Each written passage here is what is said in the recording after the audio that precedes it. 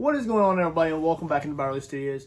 As an artist, have any of you ever had that situation where you really imagine something in your head, and then when you went to the actual practicality of it, it just didn't work out for you? And then you decided to do it a different way, or a more easy way. Today is that day for me. So originally what I planned to do for the Goliath Birdeater spiders, I wanted to use two tumblers, stainless steel tumblers, to create the overall rotting log that we wanted for the diorama base. And I wanted to really go out of my way to sculpt those as Sculpey original. And what I wanted to do is I wanted to kind of cut them apart so they had a bunch of holes in them, so that way it kind of looked really natural and rotting. It had a lot of recesses for spider webs and just decay. And it really didn't work out. As you can see here, top right hand corner, I'm just destroying these tumblers, just trying to get them apart. And because they're double walled steel tumblers, they just really didn't cut apart very easily, whether it was with a grinder, a hacksaw, or anything. And so I switched things up a bit. Instead, I just used a hammer on it. Yeah, I used a hammer. As you can see here, I'm just kind of beating away at the tumblers, and what I decided to do is I just decided to actually sculpt around the tumblers just like normal, like I normally would do, and we're just going to paint the recesses into place, and then we're just going to hope that they look really good. I think they're going to, though. It's going to have enough decay and moss around it to where it looks really professional and really nice, and it has a lot of depth to it, even if those holes are not legitimate holes.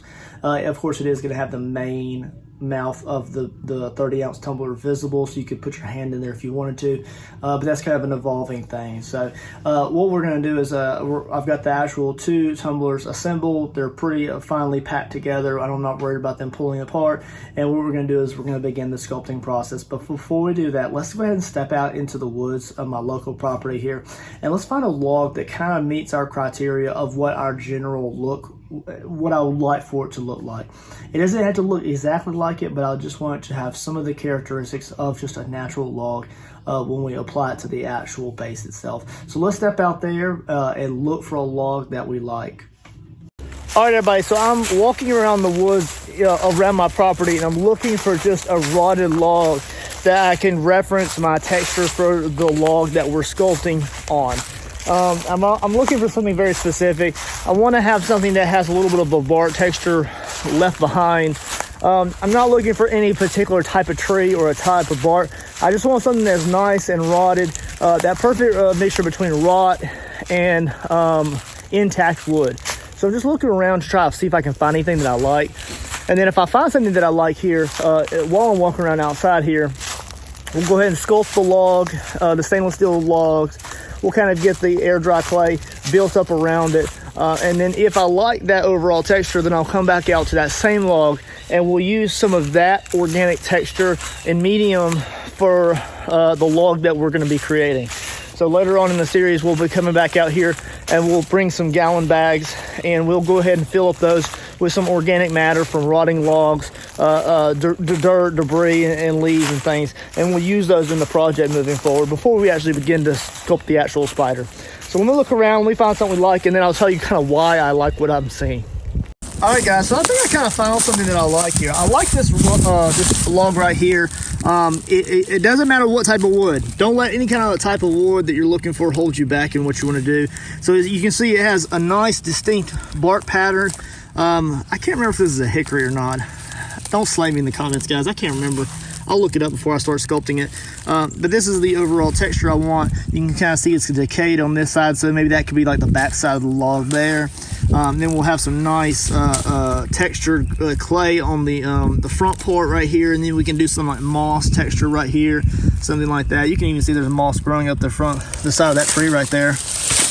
Very interesting. And then maybe we'll sculpt a small branch to come off the shoot of it before you actually see the spider. And then we'll come back out maybe later on when we get to the substrate and looking for the organic matter. We'll flip this over, we'll find some decay, dirt and material from it. You can see that it's got some moss right here, and so it's just going to be really natural looking. I love how bright that is. Look, you got the dark green undertones, and you got those really light colored highlights right there. It's springtime here. It's around the Byerly property here, so we're looking really good. Now over here is a really nice mossy log that I found. It's a stump. Look at the organic matter. Look at that. Look, it's so beautiful. Look how luscious that is. And it just goes to show that the flocking that a lot of people use on their projects, it really does reflect in real life. And that's why we use what we use. It's really cool. So you can also see some kind of like fungus there. I don't know the technical name for it. I might look it up before I start sculpting. But you look how great this looks. It's something that would pass you by if you weren't looking for it. But look at the decay. Look at how it's ate up by bugs and insects and termites. And look at just how beautiful that is. It really is cool. And we're gonna try to reflect some of this texture along with that log in the overall project and make it really nice and realistic looking. So let's jump back into the studio and we'll actually pull out some clay and start sculpting some of that bark texture. All right, guys, so let's jump back into the studio here, and we're gonna start off with our 2 tumblers here. Now, as you can see here, they're both kind of banged together, so much so that they pretty much won't come apart, even if I sling them around in a circle, over my head from one of the tumblers. So it's not going anywhere. So what I want to do now is I want to actually build up just a base that the actual tumbler is molded to. So that way it kind of cradles down into the existing Airdry clay base that we've already made. If you haven't had the opportunity to check out any of these other build videos up to this point, definitely go back and do so. At this point in time, it is still in a playlist on my YouTube channel. If not, then it'll be under the dioramas playlist. So just using some of that Airdry clay just to kind of like blend in the very middle part where it's going to make contact with the base there. I kind of like the idea of having some overhangs onto the sides, kind of giving it some recesses and shadows when I come in with some like dirt and material in the later processes. Giving it just a little bit of texture there, just something that the existing glue or whatever I put on there to hold on to.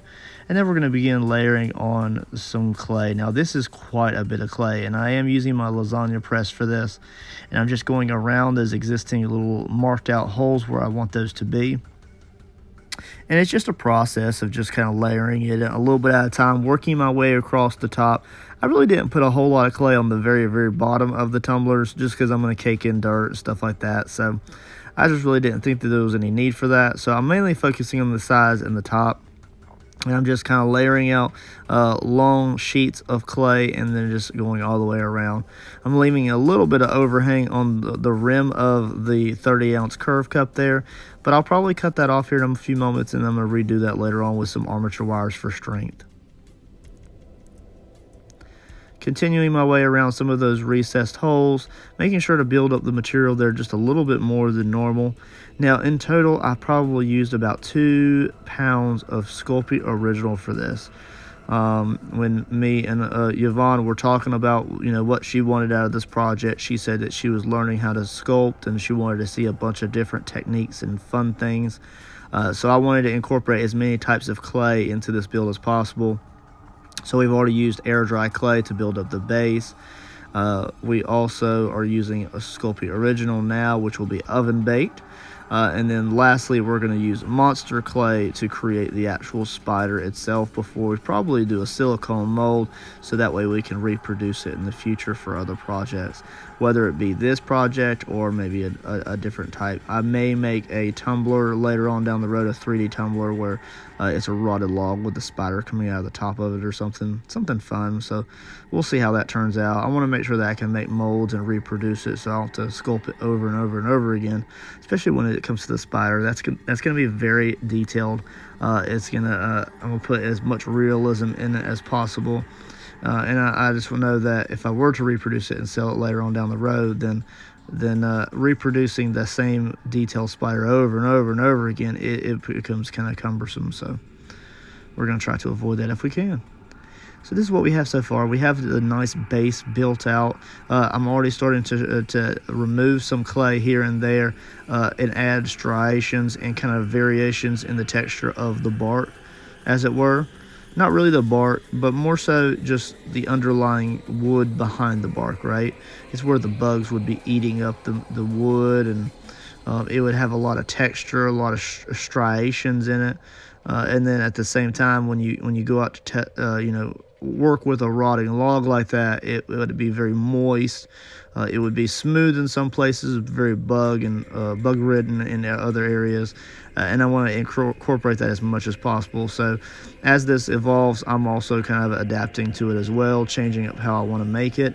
And overall, I'm really happy with the overall process, and I look forward to using this process to make more of these in the future.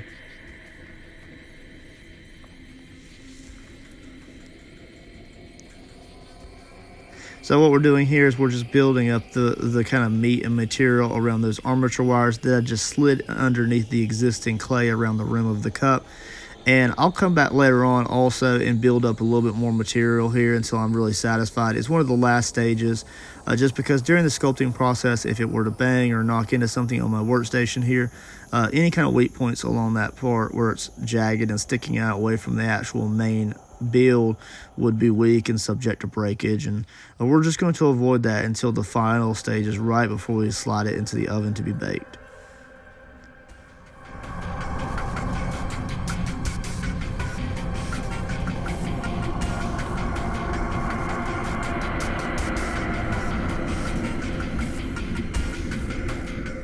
And then begins the process of actually applying texture and detail to the actual outside of the wood texture. Now, I do this in a few different ways, and it's kind of a long process. I did a lot of this on TikTok Live on the right-hand corner there. You can see some of my followers were able to kind of join me and enjoy the sculpting process. It is just a very relaxing process, and I really do enjoy it. As long as you can just dedicate time just to sit down and have fun with it, it really is fun.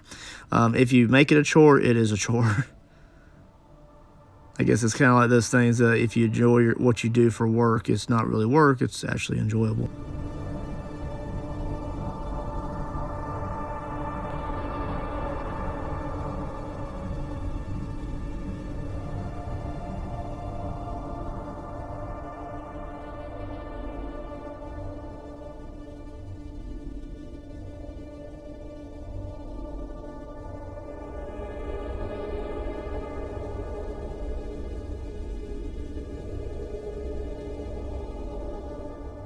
So we're going to go through quite a few processes here where we're going to just slowly build up detail over detail over detail until we really just get a really organic, really non-smooth surface. The only place that I'll smooth it even remotely is over the really high spots where it would have maybe had more worn or more pressure from outside sources, maybe like rain and wash.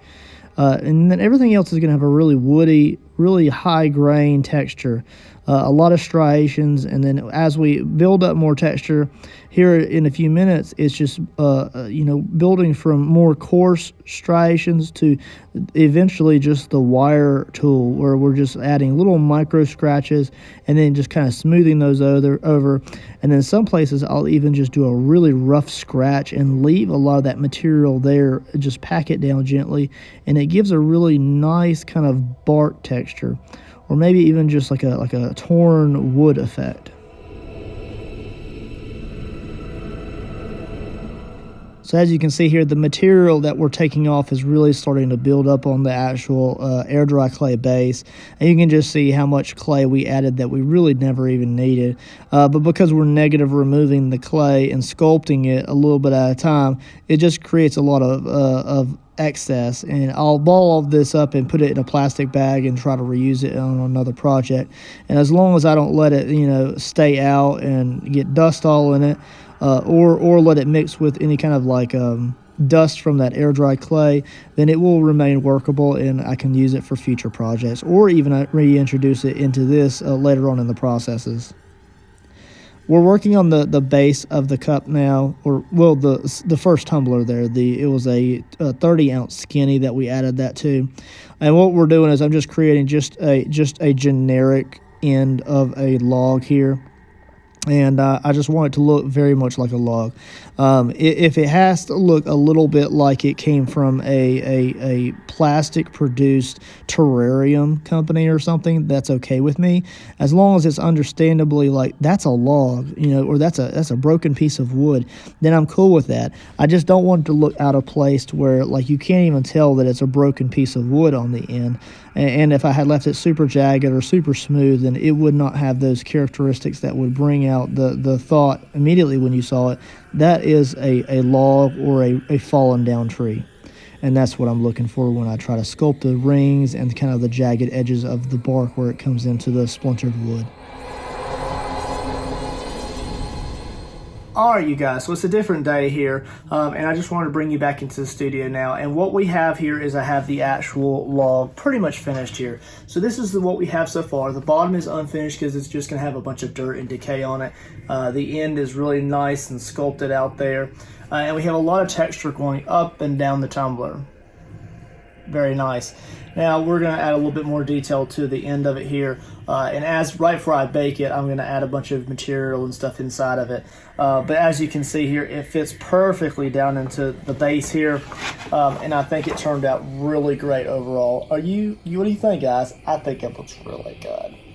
So I'm very happy with how this thing turned out here. Now what we're going to do is we're going to go ahead and get it into the first bake, and then what I'll do is I'll detail the rim of the tumbler so that I can kind of finalize a lot of those last little details here and there.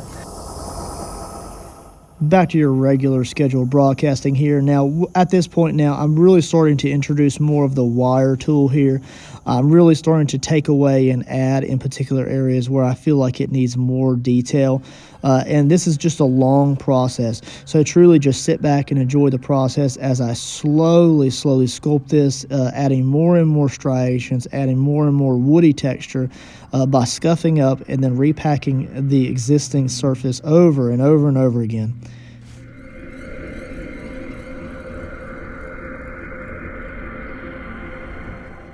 I will also mention here that what I'm trying to do now is I'm trying to add a lot of pits and rips in the wood. Now, whether it's bug-infested wood or it's just a natural decay that happens where sap is and it deteriorates faster than the wood around it, whatever the reason, I'm trying to add a lot of distress and a lot of like buggy detail to it, so that way when we come in with the first black coat of base paint and then go over it with washes later, everything has a lot of high levels of color detail, and you'll see that later on in other videos of this project where we're starting to paint this bad boy, and it's really going to come forward, and all of these details need to be placed in now so that it can show later. And I'm trying to make those deep yet also shallow in certain areas just to give it general texture, but also kind of like spreading it out to where it looks somewhat realistic, like a nasty buggy piece of wood.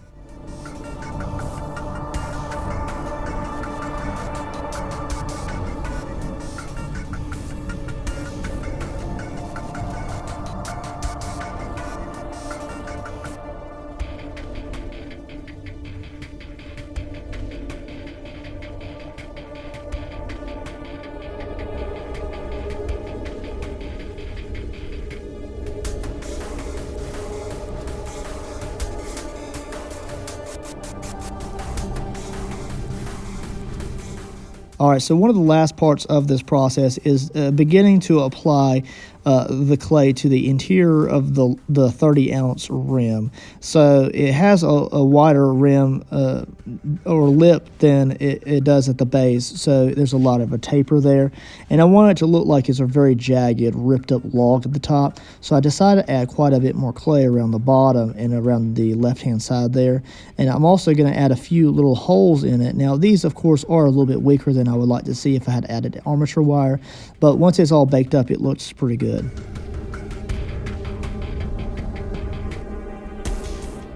Originally, I was going to try and challenge myself to create a realistic bark texture out of clay, and I can do it. I know I can, but it would take me hours upon hours to get the overall texture absolutely perfect.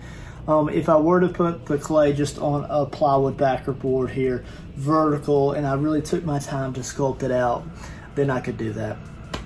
I want to make life easy on myself, but also I want to have something that I can possibly recreate in the future. So I went ahead and we're just going to use, since we're using real dirt and organic matter in the substrates of the next portion of the series here, I wanted to go ahead and have the ability to at least use some real bark. So right here we have the actual bark here. Now it had to be the same size for the most part of the reference log that we had looked at the very first portion of this video. So this is for the most part the same size. There are two distinct different types of bark here. I don't really care what they are as long as they have the general same shape here. And I'm going to also detail these a little bit with some inks and some different sprays, so that they'll kind of blend well with the base that we're creating. So the actual log that you just saw will be the rotted part of it, and then of course it'll be shadowed and shaded, but this will actually be the pieces of bark that kind of go along the exterior or the top of it to really bring it all together. And if I need to get more, then I'll go out there and I'll collect more of that, and then I'll piece this together on top of the painting so that it looks pretty good. I just want to go ahead and show you that we do have realistic bark to apply to the item as we get to those stages. So we'll set this off to the side and let it dry out for at least a week or so. It's a little bit moist, but it's dead otherwise. And then next portion, we're going to go ahead and run into some glamour shots of the overall final sculpture here after it's baked. And then the next video in the series, we're going to be actually painting the base and the tumbler into the general colors that we need before we go ahead and begin the process of adding dirt, which will be the following video. So stay tuned for the next video in this series. Otherwise, I appreciate all you do, and I'll catch you on the next video. So as we continue finishing up here, I'd like to appreciate you all for taking the time to watch this awesome video. The detail in this is absolutely incredible, and I really enjoyed the overall process of detailing the log texture. I really do think I'm going to use this for a lot of projects in the future, whether it's more spider builds or other 3D tumblers. I really do want to sculpt more of this texture here soon. Be sure to check out some of these other awesome videos in this playlist. If not, check out other videos on my YouTube channel. Make sure you smash that subscribe button and leave a comment on any video. What projects would you like to see in the future? Thank you for watching. Check out all of these awesome videos.